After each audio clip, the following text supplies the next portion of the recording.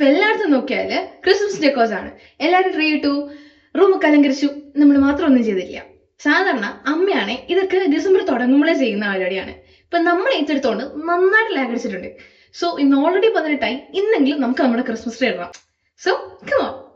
അങ്ങനെ കഴിഞ്ഞ കൊല്ലത്തെ ക്രിസ്മസിന് ശേഷം അമ്മ ഭദ്രമായിട്ട് എടുത്തു വെച്ച ക്രിസ്മസ് ട്രീ നമ്മൾ തിരിച്ചെടുത്തുകൊണ്ട് വന്നിട്ടുണ്ട്.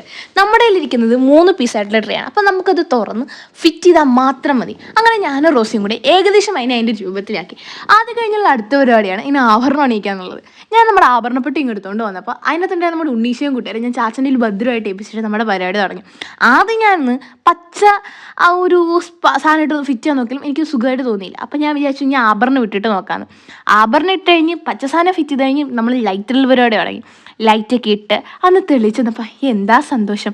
10:30 തുടങ്ങിയ പരിപാടി വന്നപ്പോൾ 12 മണിയായി. അപ്പം ഇതാണ് ലൈറ്റ് ഇട്ടുള്ള നമ്മുടെ ക്രിസ്മസ് ട്രീ. Thank you.